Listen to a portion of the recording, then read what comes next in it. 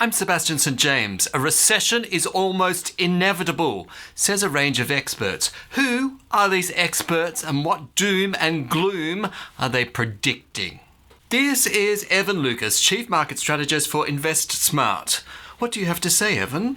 InvestSMART's Evan Lucas has warned recession is almost inevitable as consumer spending habits and US confidence move towards a negative direction. What is this US confidence that Evan talks about? It is the Consumer Confidence Survey. The Consumer Confidence Survey reflects prevailing business conditions and likely developments for the months ahead. This monthly report details consumer attitudes, buying intentions, vacation plans, and consumer expectations for inflation, stock prices, and interest rates. What does your survey have to say? The Confidence Board's Consumer Confidence Index decreased slightly in May, following a small increase in May. The index now stands at 106.4, down from 108.8 in April. The Present Situation Index... Oh, I'm bored already. Just show me a graph. And here it is. Oh, much better.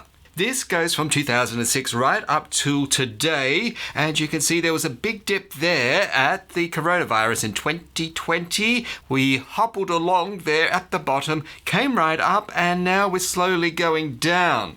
So we see from this graph that confidence is down right now, but not as bad as it was in March of 2020.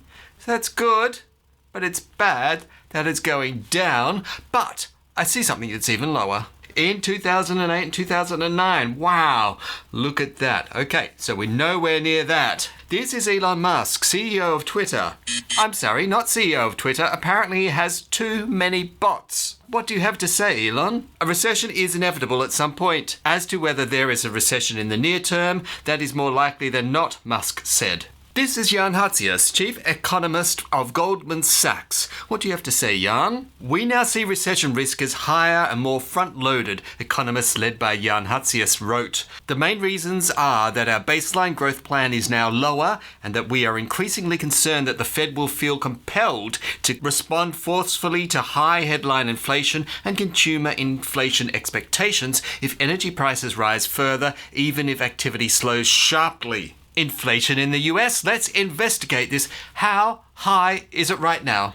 Annual inflation rate in the US unexpectedly accelerated to 8.6% in May of 2022, the highest since December of 1981, and compared to market forecasts of 8.3%. Energy prices rose 34.6%, gasoline up 48.7%, fuel oil 106.7%, electricity up 12%. Boy, I'd be lucky if it was only that here. Natural gas up 30.2% and food costs surged 10.1%. Good.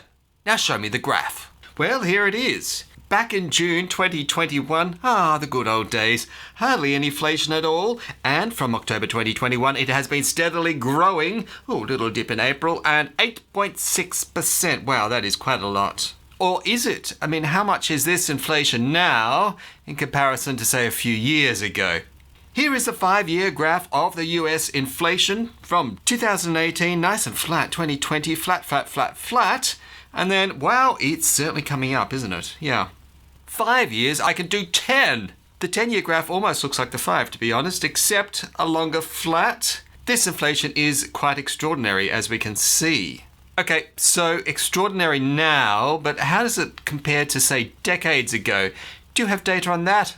Of course I do. Here is all the data I have on US inflation figures, and you can see back in the 50s. Apparently during the war, inflation was terrible back then. In the 70s and 80s, not as high as back in the war. This is fascinating. We talk about the inflation during the 70s and 80s and how bad it was in the oil crisis, and all this is true, but we forget just a few decades ago, before that, it was much, much worse, as this graph now reveals. And up until today. So you can see that the inflation today is bad, but nowhere near as bad as some of the historical highs in the US. I've got another video coming out about what you should do during a recession, so make sure you're subscribed so you don't miss out. This is Nouriel Roubini, Chief Executive Officer of Roubini Macro Associates. What do you have to say, Nouriel? In his outlook, Roubini said he expects a US recession by the end of the year. Measures of consumer confidence, retail sales, manufacturing activity and housing are all slowing sharply while inflation is high, the chief executive of Roubini Macro Associates said. So, what is up? with US housing. Privately owned housing starts in May were at seasonally adjusted annual rates of 1.5 billion? No, that's a million.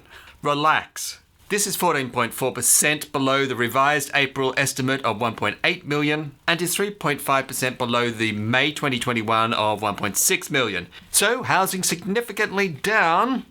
Who's next? This is Joe Biden, President of the United States. What do you have to say, Joe? Biden reiterated Monday that a US recession isn't inevitable following a conversation with former Treasury Secretary Larry Summers, who sees a significant chance the country will find itself battling stagflation. This is Richard W. Rahn, Chair for the Institute of Global Economic Growth. What do you have to say, Richard?